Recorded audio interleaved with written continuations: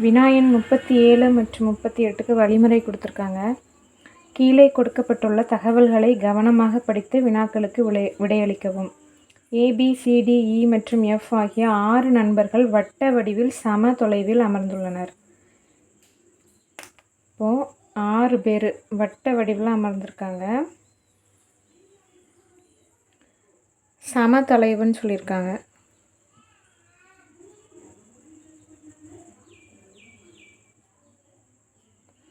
So ஒவ்வொன்றுத்துலேயும் ஒவ்வொருத்தர் உட்காந்துருக்காங்க. நம்ம எப்படி எடுத்துப்போம்னா உள்நோக்கி அமர்ந்திருக்காங்க அப்படிங்கிற விதத்துலேயே எடுத்துப்போம். எல்லோரும் வட்டத்தை உள்ளே பார்த்து உட்காந்துருக்காங்க. ஒரு டைனிங் டேபிளில் உட்காந்து சாப்பிட்டாங்கன்னா எப்படி சாப்பிடுவாங்க, உள்ளே பார்த்து உட்காந்துருப்பாங்களா, அந்த மாதிரி உட்காந்துருப்பாங்கன்னு நினச்சிப்போம். A என்பார் Bக்கு வலப்பக்கமாக 2ஆம் இடத்தில் அமர்ந்துள்ளார். அதே நேரத்தில் B என்பார் Cக்கு நேர் எதிராக அமர்ந்துள்ளார். A என்பார் Bக்கு வலப்பக்கமாக 2ஆம் இடத்தில். இப்போ B இங்கே இருக்காங்கன்னு வச்சுப்போம். இப்போ B இங்கே இப்படி உள்ளே பார்த்து உட்காந்துருக்காங்கன்னா அவங்களோட ரைட் சைடு வந்து இது தான். அப்போ இது ரைட் சைடாக இருக்கும், இது லெஃப்ட் சைடாக இருக்கும். அதுமாதிரி இவங்களுக்கு இது ரைட் சைட், லெஃப்ட்டு, இது ரைட்டு, இது லெஃப்ட்டு. மாதிரி இங்கே இது ரைட்டு, இது லெஃப்ட்டு. இவங்களுக்கு இது ரைட்டு, இது லெஃப்ட்டு. இவங்களுக்கு இது ரைட்டு, இது லெஃப்ட்டு. A என்பார் Bக்கு வலது பக்கமாக, ரைட் சைடு வலது பக்கமாக 2ஆம் இடத்தில் 1, 2. இப்போ இங்கே வந்து A இருக்காங்க. அதே நேரத்தில் B என்பார் Cக்கு நேர் எதிராக அமர்ந்துள்ளார். அப்போ இங்கே B இங்கே இருக்குன்னா இதுக்கு நேர் எதிரில் தான் C இருக்குது. அடுத்தது C என்பார் Dக்கு இடப்பக்கமாக அவரை தொடர்ந்து உள்ளார். Dக்கு லெஃப்டில். அப்போ D வந்து இங்கே தான் இருக்கணும்.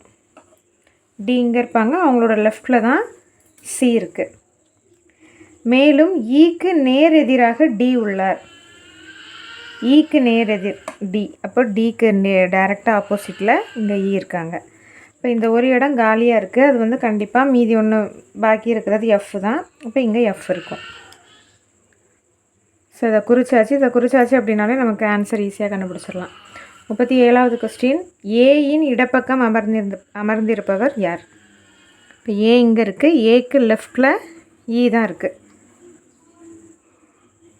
ஸோ ஆன்சர் வந்து ஆப்ஷன் 2 E. அடுத்து 38வது கொஸ்டின். Dயில் இருந்து கடிகார திசையில் அமர்ந்துள்ளவர்களின் வரிசை. கடிகார திசைனா கடிகாரம் நமக்கு எப்படி சுற்றும்? இந்த டைரக்ஷனில் தான் சுற்றும். இப்போ இந்த டைரக்ஷனில் Dயில் ஆரம்பித்து என்னன்னு கேட்டிருக்காங்க. Dயில் ஆரம்பிச்சுன்னா இங்கேருந்து DCAEBF, DCAEBF இப்படி. ஸோ ஆன்சர் வந்து ஆப்ஷன் 1 DCAEBF. 39வது கேள்வி. ஜனவரி 1, 2006 அன்று ஞாயிற்றுக்கிழமை எனில் ஜனவரி 1, 2010 அன்று என்ன கிழமை அப்படின்னு கேட்டிருக்காங்க. இந்த மாதிரி கிழமை கணக்கு வந்தாலே ஃபஸ்ட்டு நம்ம எல்லா கிழமைகளுக்கும் கோடிங் கொடுத்துக்கணும். இப்போ ஞாயிறுலேருந்து ஆரம்பிக்குது. ஞாயிறுக்கு வந்து 0, திங்களுக்கு 1, செவ்வாய்க்கு 2, புதனுக்கு 3, வியாழனுக்கு 4, வெள்ளிக்கு 5, சனிக்கு 6. இப்போ ஜனவரி 1, 2006 அன்று ஞாயிற்றுக்கிழமை அப்படின்னு சொல்லியிருக்காங்க. ஸோ 0 எடுத்துக்கிறோம். இப்போ சாதாரண ஆண்டு ஜனவரி 1, 2006ன்னு கொடுத்துருக்காங்க. 2006ங்கிறது சாதாரண வருடம் தான். சாதாரண வருடத்துக்கு வந்து 365 நாள். கிழமை அப்படிங்கிறதுனால ஒரு வாரத்துக்கு 7 நாட்கள். அதனால் 7ஆல் வகுத்து பார்க்கணும். 7 35, 2 14, பாக்கி 1. இப்போ 52 வாரங்கள் முழுமையாக வரும். அந்த ஒரு நாள் மட்டும் நமக்கு எக்ஸ்ட்ராவாக வரும். சரியா? அப்போ இந்த மீதியை தான் நம்ம கணக்கு வச்சுக்கணும். இப்போ 2006ஆம் ஆண்டுக்கு நம்ம எக்ஸ்ட்ரா வந்து ஒரு நாள் வருது. அந்த ஒரு நாளை அப்படியே எடுத்துக்கிறோம். அடுத்தது 2007 2007க்கும் அந்த 52 வாரங்கள் முழுமையாக முடிஞ்சிரும். அடுத்தது அந்த ஒரு நாள் எக்ஸ்ட்ராவாக இருக்கும், அந்த மீதியையும் எடுத்துக்கிறோம். 2008 வந்து நமக்கு லீப் ஆண்டு. லீப் ஆண்டுன்னு சொல்லும்போது 366 நாட்கள் வரும். இப்போ 366 நாட்கள் அப்படின்னா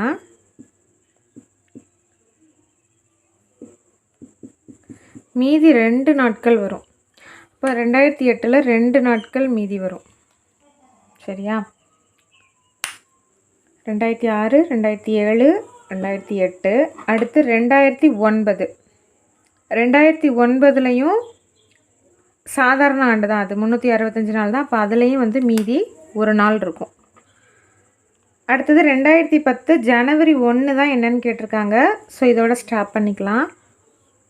அங்கே நம்ம ஆட் பண்ணோம்னா 5 வருது. எல்லா மீதியையும் ஆட் பண்ணோம் அப்படின்னா நமக்கு 5 வருது. இப்போ 5ங்கிறது எந்த கிழமையை குறிக்குது அப்படின்னா வெள்ளிக்கிழமையை தான் குறிக்குது. ஸோ ஆன்சர் வந்து ஆப்ஷன் 3 வெள்ளிக்கிழமை. அடுத்தது 40வது கொஸ்டின். சனிக்கிழமையை கொண்டு தொடங்கும் 30 நாட்கள் கொண்ட ஒரு மாதத்தில் 2வது 4வது சனிக்கிழமை மற்றும் அனைத்து ஞாயிற்றுக்கிழமைகளும் விடுமுறை எனில் அம்மாதத்தில் எத்தனை வேலை நாட்கள் உள்ளன அப்படின்னு கேட்டிருக்காங்க. இப்போ சனிக்கிழமையிலேருந்து மாதம் தொடங்குது. அப்போ 1ஆம் தேதி வந்து சனிக்கிழமை. இப்போ சனிக்கிழமை எந்தெந்த தேதிகளில் வரும் அப்படிங்கிறத ஃபஸ்ட் எழுதிக்கலாம். 1ஆம் தேதி சனிக்கிழமை, அடுத்து 8ஆம் தேதி சனிக்கிழமை. 7 7ஆக கூட்டிக்கணும். வாரத்துக்கு 7 நாட்கள் அப்படிங்கிறதுனால 7 7ஆக கூட்டிக்கணும். அடுத்தது இது கூட 7 கூட்டினோன்னா 15ஆம் தேதி சனிக்கிழமையாக இருக்கும். அடுத்து 22ஆம் தேதி சனிக்கிழமை. அடுத்து 7 கூட்டினோன்னா 29ஆம் தேதி சனிக்கிழமை. அதே மாதிரி ஞாயிற்றுக்கிழமை என்னென்ன தேதியில் வரும் அப்படின்னு பார்க்குறோம். சனிக்கிழமைக்கு அடுத்தது ஞாயிற்றுக்கிழமை. அப்போ இதிலேருந்து 1 கூட்டிக்கணும். 2ஆம் தேதி, 9ஆம் தேதி, 16ஆம் தேதி, 23ஆம் தேதி, 30ஆம் தேதி. இது எல்லாமே ஞாயிற்றுக்கிழமை. இப்போ இதில் எல்லா ஞாயிற்றுக்கிழமையுமே நமக்கு விடுமுறை தான். அப்போ இதில் 5 நாட்கள் இருக்குது. அதே மாதிரி சனிக்கிழமை வந்து எப்போ விடுமுறை சொல்லியிருக்காங்க? 2வது சனிக்கிழமையும் 4வது சனிக்கிழமையும் லீவுன்னு சொல்லியிருக்காங்க. அப்போ இந்த 8ஆம் தேதி லீவாக இருக்கும். அடுத்தது 22ஆம் தேதி லீவாக இருக்கும். அப்போ 2 நாள் லீவு. இப்போ டோட்டலாக அந்த மாதத்தில் 7 நாட்கள் விடுமுறை. மொத்த மாதம் வந்து எத்தனை நாட்கள்னு சொல்லியிருக்காங்க? 30 நாள்னு சொல்லியிருக்காங்களா? அந்த 30ல் இந்த 7 விடுமுறை நாட்களை கழித்தோம் அப்படின்னா வேலை நாட்கள் வந்து 23. ஸோ ஆன்சர் வந்து ஆப்ஷன் 3 23. 41வது கேள்வி. பசுக்கள் மற்றும் கோழிகள் உள்ள ஒரு குழுவில் கால்களின் எண்ணிக்கையானது தலைகளின் எண்ணிக்கையின் 2 மடங்கை விட 14 அதிகம் எனில் பசுக்களின் எண்ணிக்கை என்ன அப்படின்னு கேட்டிருக்காங்க. இப்போ பசுக்களோட எண்ணிக்கையை நம்ம எக்ஸ்ன்னு வச்சுக்கலாம். கோழிகளோட எண்ணிக்கையை ஒய்ன்னு வச்சுக்கலாம். இப்போ பசுக்களுக்கு வந்து 4 கால்கள் அப்படிங்கிறதுனால பசுக்களோட கால்களோட எண்ணிக்கை 4x. பசுக்களோட எண்ணிக்கை எக்ஸ்ன்னு வச்சுருக்கோம். அதுக்கு 4 காலுங்கிறதுனால 4ஆல் பெருக்கிக்கலாம். அதே மாதிரி கோழி கால்களின் எண்ணிக்கை வந்து கோழிகளுக்கு 2 கால் அப்படிங்கிறதுனால 2y அப்படின்னு வச்சுக்கலாம். இப்போ என்ன கொடுத்துருக்காங்க? கால்களின் எண்ணிக்கையானது தலைகளின் எண்ணிக்கையின் 2 மடங்கை விட 14 அதிகம். இப்போ கால்களின் எண்ணிக்கை அப்படின்னா இது ரெண்டையும் ஆட் பண்ணிக்கணும். 4x + 2y இதுதான் மொத்த கால்களின் எண்ணிக்கை. இது எப்படி இருக்கும்னா தலைகளின் எண்ணிக்கையின் 2 மடங்கை விட 14 அதிகம்.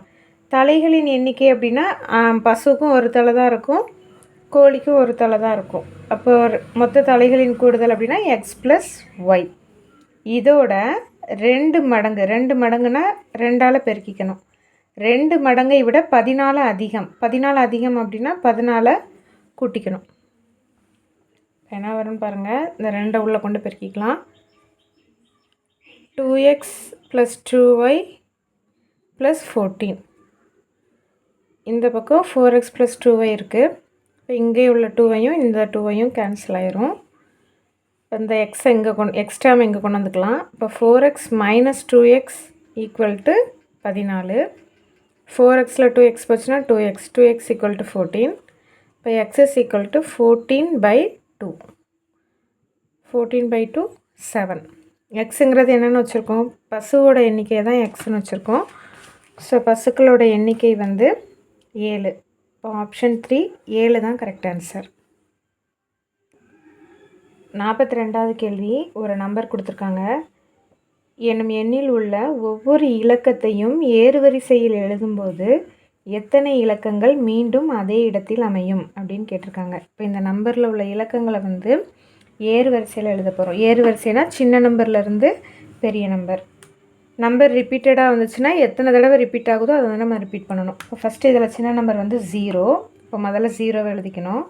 0க்கு அடுத்து 1 போட்டுக்கலாம். அடுத்த நம்பர் 2 எத்தனை தடவை வருதுன்னு பாருங்கள். 1 2. இப்போ 2 வாட்டி 2 எழுதிக்கணும்.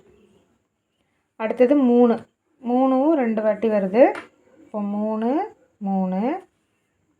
அடுத்தது 4 ஒரு தடவை தான் வருது. 4 எழுதிக்கலாம். 5 ஒரு தடவை தான் இருக்குது. 5. 6 ஒரு தடவை தான் இருக்குது. 6. 7 ஒரு தடவை தான் இருக்குது. 7. 8 ஒரு தடவை தான் இருக்குது. 8. 9 ஒரு தடவை தான் இருக்குது. 9. இப்போ ஏறு வரிசையில் எழுதிட்டோம். ஏறு வரிசையில் எழுதினதுக்கப்புறம் எத்தனை இலக்கங்கள் மீண்டும் அதே இடத்தில் அமையும் அப்படின்னு கேட்டிருக்காங்க. இப்போ இங்கே பார்த்தீங்கன்னா ஒரே நம்பராக என்ன இருக்குதுன்னு பார்க்கணும். எல்லாமே மாறி இருக்குது. இது மட்டும் நமக்கு மாறலை. இங்கேயும் 8 தான் இருக்குது, இங்கேயும் 8 தான் இருக்குது. அப்போது எத்தனை இலக்கங்கள் அதே இடத்தில் அமையும் கேட்டிருக்காங்க. ஒரே ஒரு இலக்கம் தான் அதே இடத்தில் அமையுது. ஸோ ஆன்சர் வந்து ஆப்ஷன் 4 1. அடுத்தது கேள்வி எண் 43. ஒரு தேர்வில் ஒரு மாணவன் ஒவ்வொரு சரியான விடைக்கும் 2 மதிப்பெண்களும் மற்றும் ஒவ்வொரு தவறான விடைக்கும் 1 மதிப்பெண்ணும் பெறுகிறார். அவர் அனைத்து 50 வினாக்களுக்கும் விடையளித்து 55 மதிப்பெண்கள் பெற்றார் எனில் தவறாக விடையளித்த வினாக்களின் எண்ணிக்கை என்னன்னு கேட்டிருக்காங்க. இதில் வந்து கொஸ்டின் வந்து நமக்கு தப்பாக இருக்குது. என்னென்னா ஒவ்வொரு தவறான விடைக்கும் 1 மதிப்பெண் பெறுகிறார் அப்படின்ட்டுருக்காங்க. ஆனால் இங்கிலீஷில் பார்த்தோம் அப்படின்னா கொஸ்டின் எப்படி இருக்குன்னு பாருங்கள். In an examination, a student scores 2 marks for each correct answer and loses 1 mark for each wrong answer. அதாவது ஒவ்வொரு தப்பான ஆன்சருக்கும் 1 மார்க்கு குறையுது அப்படின்னு சொல்லியிருக்காங்க. இப்போ இங்கே ஆக்சுவலாக நமக்கு என்ன இருந்திருக்கணும் அப்படின்னா -1 மதிப்பெண் அப்படிங்கிறது தான் கேள்வி கரெக்டான அது. ஸோ கேள்வியில் வந்து ஒரு திருத்தம் இருக்குது. தவறான விடைக்கு வந்து -1 மதிப்பெண்ணும் பெறுகிறார். அதாவது தப்பான விடைக்கு வந்து 1 மதிப்பெண் குறையுது அப்படின்னு சொல்லியிருக்காங்க. சரி, இப்போ இவன் வந்து தவறான விடையளித்த வினாக்களின் எண்ணிக்கை என்னன்னு கேட்டிருக்காங்க. இப்போ அந்த மாணவன் வந்து எக்ஸ் வினாக்களுக்கு சரியான விடை எழுதியிருக்கான் அப்படிங்கிறத நம்ம எடுத்துக்கலாம். சரியான விடைகளின் எண்ணிக்கை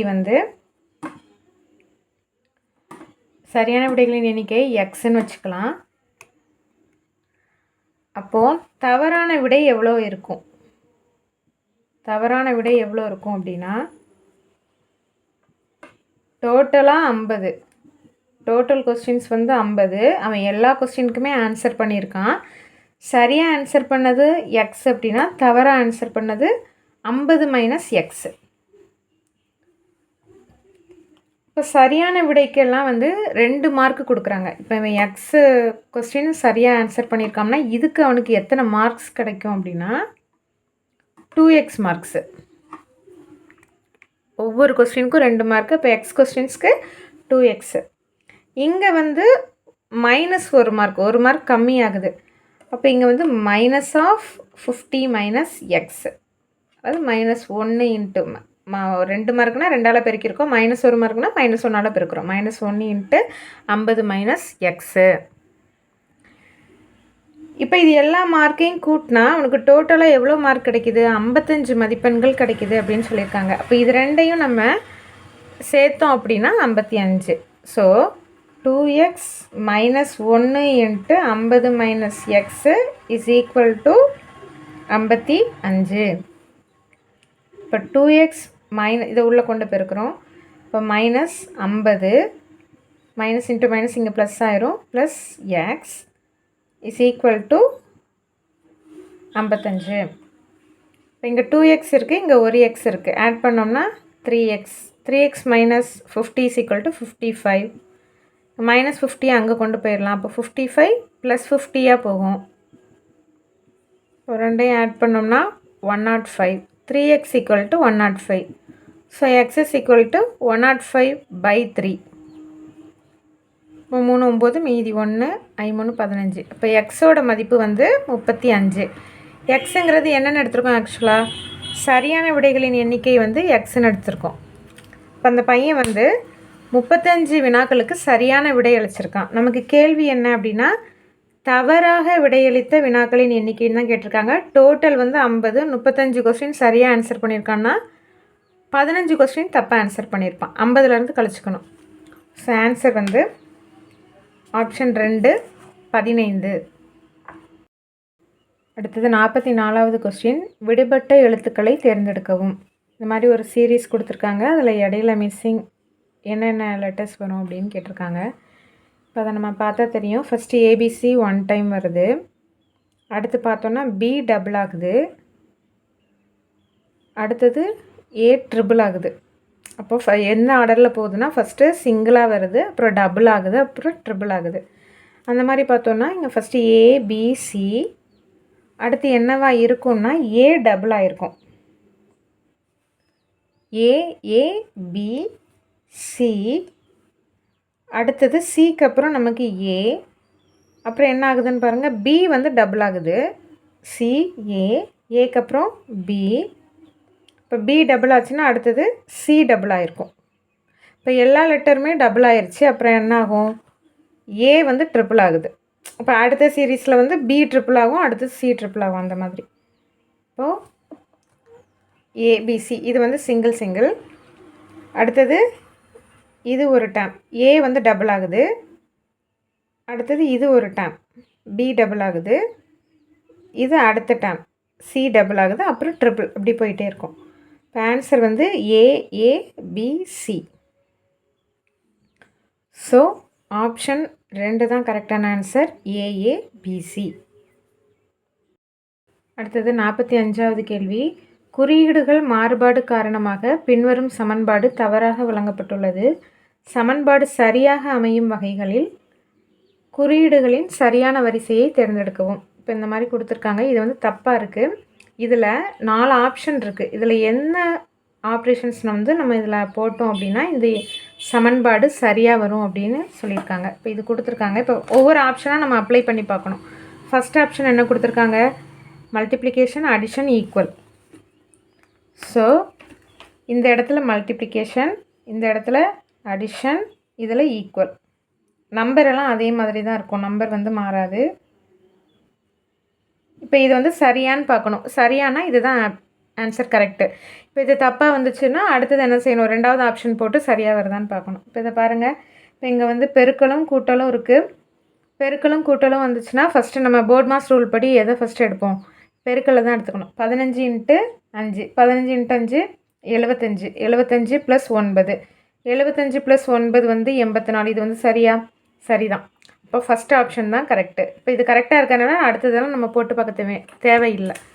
so option 1 is the correct answer. அடுத்தது 46வது கேள்வி. கூட்டல் என்பது வகுத்தல் எனவும், வகுத்தல் என்பது பெருக்கல் எனவும், பெருக்கல் என்பது கழித்தல் எனவும் மற்றும் கழித்தல் என்பது கூட்டல் எனவும் கொண்டால் பின்வருவனவற்றில் எது சரியானது அப்படின்னு கேட்டிருக்காங்க. இப்போ கூட்டலை வந்து நம்ம எப்படி எடுத்துக்கணுமா?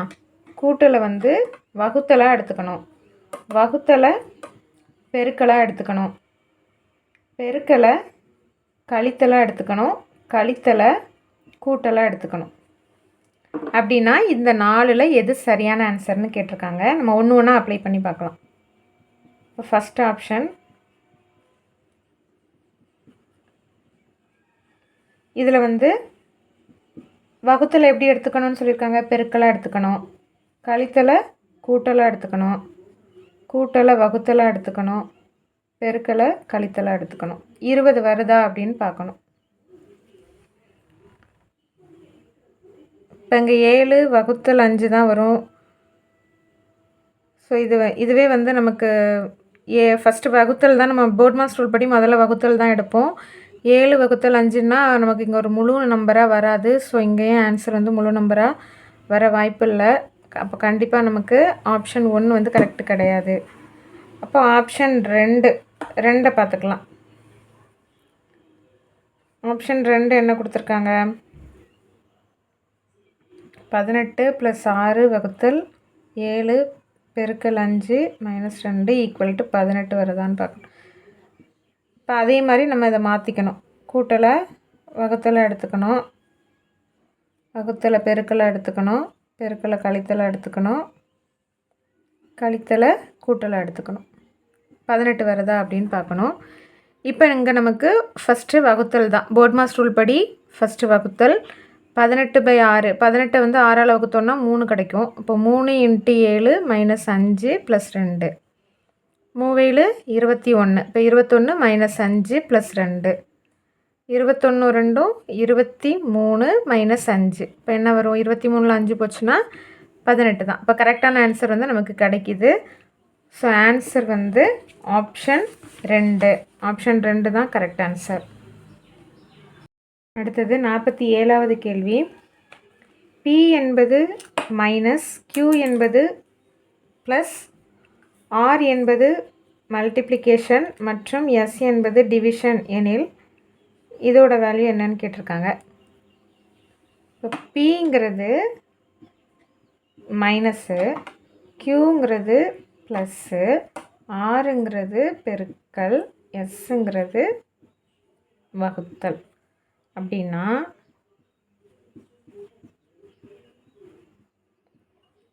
இதோட மதிப்பு என்னன்னு கேட்டிருக்காங்க. இப்போ 18 Pக்கு பதிலாக மைனஸ் போட்டுக்கலாம், ஆருக்கு பதிலாக பெருக்கல், எஸ்ஸுக்கு பதிலாக வகுத்தல், Qக்கு பதிலாக கூட்டல். இப்போ இதை வந்து நம்ம பண்ணும்போது போர்ட்மாஸ் ரூல் அப்ளை பண்ணி பண்ணணும். போர்ட்மாஸ் ரூல் படி ஃபஸ்ட்டு டிவிஷன், அடுத்து மல்டிப்ளிகேஷன், அடுத்து அடிஷன், அடுத்து சப்ட்ராக்ஷன். இப்போங்க இதை தான் ஃபஸ்ட்டு நம்ம செய்யணும்.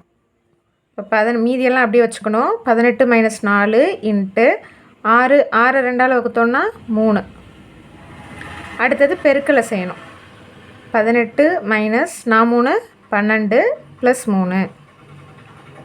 அடுத்தது கூட்டல். 18 3 21, 21 - 12, 21ல் 12 போயிடுச்சுன்னா 9. இப்போ ஆன்சர் வந்து 9 தான். ஆப்ஷன் 3. அடுத்தது 48வது கேள்வி.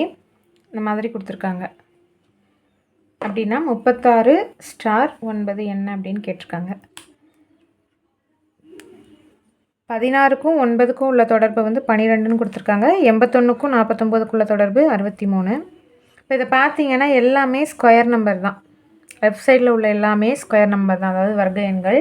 இப்போ 16 வந்து எதோட ஸ்கொயர்? 4ஓட ஸ்கொயர். 3 எதோட ஸ்கொயர்? 9 எதோட ஸ்கொயர்? 3ஓட ஸ்கொயர். இப்போ 4 3 12, 4 3 12. அது மாதிரி இங்கே பாருங்கள், 81 எதோட ஸ்கொயர்? 9ஓட ஸ்கொயரு. 49 7ஓட ஸ்கொயர். 9 7 63. அது மாதிரி 25 5ஓட ஸ்கொயரு. 16 4ஓட ஸ்கொயர். 4 20. அதே மாதிரினா 36 எதோட ஸ்கொயர்? 6ஓட ஸ்கொயர். 9 எதோட ஸ்கொயர்? 3ஓட ஸ்கொயர். இப்போ 6 3 18 தான் correct answer. So answer option 2 18. அடுத்தது 49வது கேள்வி. இந்த மாதிரி கொடுத்துருக்காங்க. 3 + 4 வந்து எவ்வளோ அப்படின்னு கேட்டிருக்காங்க. இப்போ இது என்ன அடிப்படையில் எழுதியிருக்காங்க அப்படின்னு பார்க்கணும். 1 + 2 இங்கே கூட்டினா 3 வந்துடும். ஆனால் இங்கே 2 + 3 5 வந்திருக்கணும். 17ன்னு கொடுத்துருக்காங்க. இப்போ என்ன அடிப்படை அப்படின்னா, இங்கே 1 ஸ்கொயர்னு போட்டுக்கலாம், இங்கே 2 பவர் 1ன்னு போட்டுக்கலாம். 1 ஸ்கொயர் 1 தான், 2 பவர் 1 2 தான். 1ஐயும் 2ஐயும் கூட்டினா 3. அதாவது இங்கே எப்படி எடுத்திருக்காங்கன்னா, இந்த நம்பரை இதோட பவராகவும் இந்த நம்பரை அதோட பவராகவும் எடுத்திருக்காங்க. இப்போ இதுக்கும் அது கரெக்டாக வருதான்னு பார்க்கணும். இப்போ 2ஓட பவர் வந்து 3ன்னு எடுத்துக்கிட்டு 3ஓட பவர் 2 அப்படியே மாற்றிக்கிறோம். இந்த 3 இங்கே போடுறோம், இந்த 2 இங்கே போடுறோம். 2 × 3 8, 3 × 2 9. இப்போ 8ஐயும் 9ஐயும் கூட்டினா 17 கிடைக்குது. இப்போ இதான் லாஜிக் நமக்கு. அதே மாதிரி இங்கேயும் பார்க்குறோம். 2 × 4ன்னு எடுத்துக்கிறோம், 4 × 2ன்னு எடுத்துக்கிறோம். 2 பவர் 4 2 4 வாட்டி பெருக்கணும். இப்போ 16. 4 ஸ்கொயர் 16. 16 + 16 32 கரெக்டாகுது. இப்போ இதே ப்ரொசீஜர் தான் இங்கேயும். இங்கே 3/4 எடுத்துக்கிறோம், இங்கே 4/3 எடுத்துக்கிறோம். 3/4 3/4னா 3 4 தடவை பெருக்கணும். இப்போ 81 வரும். 81 ப்ளஸ் 4 3 வாட்டி பெருக்கணும்னா 64. ரெண்டையும் கூட்டினோம்னா 145 தான் கரெக்ட் ஆன்சர். So option 4 145.